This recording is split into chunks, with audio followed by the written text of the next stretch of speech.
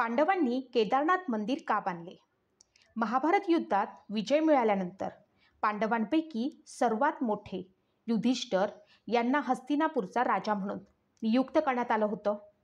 त्यानंतर युधिष्ठिरानं जवळजवळ 4 दशकं हस्तिनापूरवर राज्य केलं. या काळात एके दिवशी 5 पांडव भगवान श्रीकृष्णासमवेत बसून महाभारत युद्धाचा आढावा घेत होते. या आढाव्यात पांडव श्रीकृष्णाला म्हणाले, हे नारायण, आम्हा भावंडावर ब्रह्महत्येसह आपल्या भावांना मारण्याचं पाप आहे. हा कलंक कसा काढायचा? मग श्रीकृष्णाने पांडवांना सांगितले, हे खरं आहे की तुम्ही युद्ध जिंकलात, तरी तुम्ही आपल्या गुरु आणि बंधुबांधवांची हत्या केल्यामुळे तुम्ही पापाचे भागीदार झाले आहात.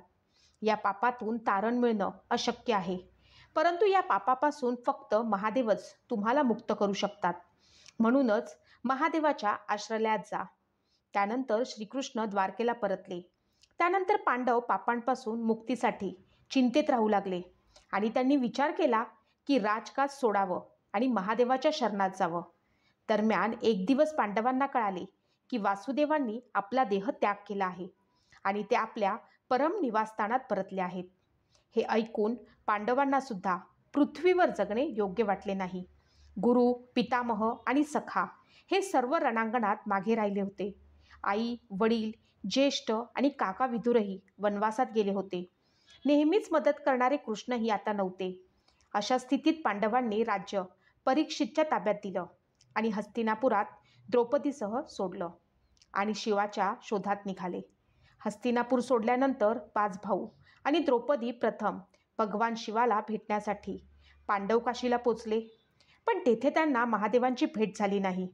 त्यानंतर त्यांनी इतर अनेक ठिकाणी भगवान शिवाला शोधण्याचा प्रयत्न केला, पण जिथे जिथे ते जात तिथे तिथे शिवजी तिथून निघून जात. या अनुक्रमे 5 पांडव आणि द्रौपदी एक दिवस महादेवांच्या शोधात हिमालयापर्यंत आले. इकडे जेव्हा महादेवांनी या लोकांना पाहिले तेव्हा ते लपून राहिले, परंतु युधिष्ठिरानं येथे भगवान शिवाला लपताना पाहिलं.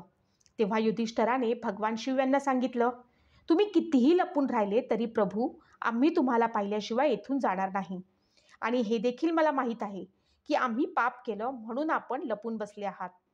युधिष्ठिरांनी असे म्हटल्यानंतर पांडव पुढे जाऊ लागले. त्याचवेळी त्यांच्यावर बैलानं जोरदार हल्ला केला. हे पाहून भीमानं त्याच्याशी युद्ध करण्यास सुरुवात केली. दरम्यान बैलानं आपलं डोकं खडकांमध्ये लपवलं. त्यानंतर भीमाने त्याची शेपूट खेचण्याचा प्रयत्न केला.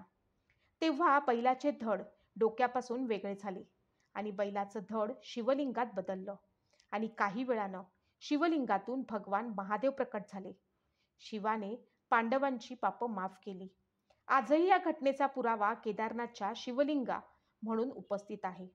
भगवान शिव यांना समोर पाहून पांडव त्यांच्यापुढे नतमस्तक झाले आणि त्यानंतर भगवान शिव यांनी पांडवांना स्वर्गात जाण्याचा मार्ग सांगितला आणि मग ते अंतर्धान झाले. त्यानंतर पांडवांनी त्या शिवलिंगाची पूजा केली आणि आज तेच शिवलिंग केदारनाथ धाम म्हणून ओळखलं जातं, कारण शिवांनी स्वतः येथे पांडवांना स्वर्गात जाण्याचा मार्ग दाखवला होता. म्हणूनच हिंदू धर्मात केदारनाथ हे मोक्षस्थळ मानलं जातं. अशी मान्यता आहे की जर कोणी केदारनाथ दर्शनाचा संकल्प घेऊन निघत असेल आणि जर त्या व्यक्तीचा मृत्यू झाला तर त्याला पुन्हा जन्म घ्यावा लागत नाही.